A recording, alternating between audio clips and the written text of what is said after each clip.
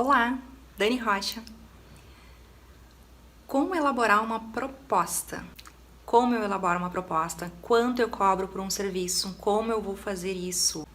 Ah, Dani, um cliente me ligou e me pediu um serviço, mas eu não faço ideia de como cobrar. Quanto eu cobro? Como eu faço isso?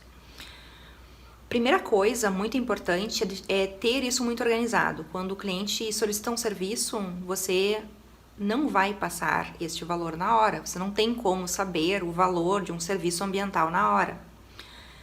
Porque sempre envolve muitas questões que precisam ser analisadas para compor a proposta de forma correta. Então, você vai analisar isso. Onde é o serviço? Quais serão os meus custos? Quanto de transporte eu vou gastar? Vai precisar de hospedagem? Eu vou colocar isso na minha proposta? Ou eu vou colocar que o cliente vai pagar a parte? Isso você vai ter que decidir, mas não pode deixar de colocar na sua proposta. E organizar todo o escopo do trabalho.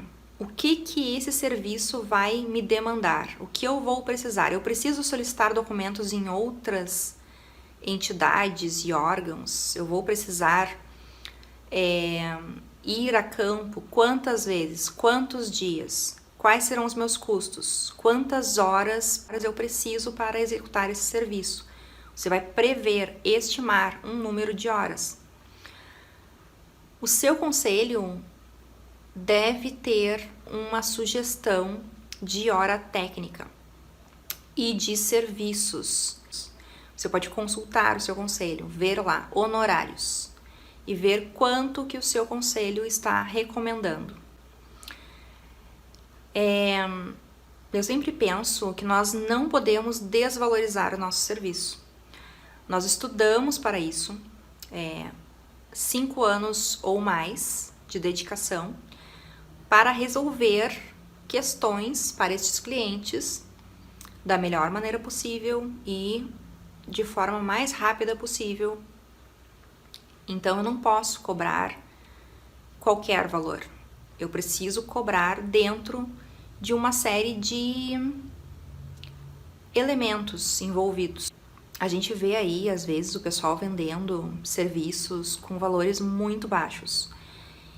E geralmente esses valores muito baixos, eles vêm com uma má qualidade. E depois o cliente não vai conseguir o resultado esperado. Porque esse profissional não listou exatamente tudo o que ele precisava para alcançar o resultado e entregar a solução para o cliente. O que o cliente quer, gente? Quando ele entra em contato com a gente, ele tem um problema que ele precisa solucionar. Então, ele quer que você faça um serviço que vá solucionar o problema dele. E isso tudo tem que ficar bem claro dentro da sua proposta, para depois não vir a ter atrito com este cliente também. Então, você vai ver certinho tudo o que precisa para chegar nessa solução, nesse resultado que o cliente quer e vai inserir na sua proposta.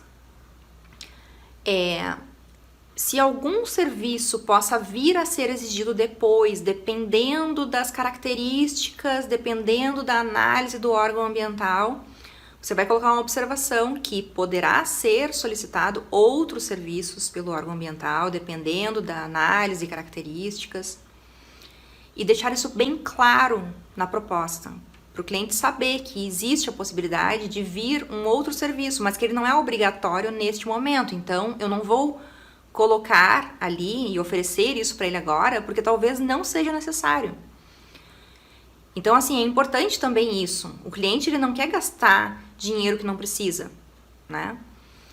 E você não precisa oferecer o que não precisa, mas você precisa deixar bem informado isso, de que o que é obrigatório e o que pode vir a ser solicitado depois, deixar isso claro na proposta.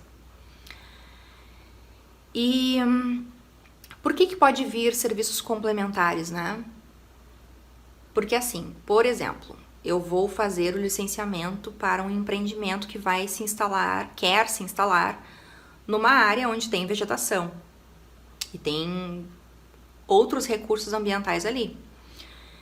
E para verificar essa viabilidade de esse empreendimento se instalar nesse local precisa de estudos básicos, digamos assim, de avaliação inicial.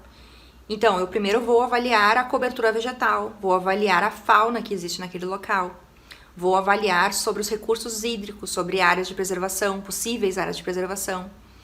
Eu ainda não sei disso antes de fazer o estudo. Então, quando eu faço o estudo, fiz o estudo. Daí eu vi que tem espécies arbóreas que são imunes ao corte por lei. São imunes ao corte ou são ameaçadas de extinção. E aí o que acontece? O órgão ambiental ele vai analisar depois. Ele pode até emitir uma primeira autorização dizendo que é viável, mas vai ser necessário apresentar um projeto se você precisar manejar essas árvores, esses indivíduos.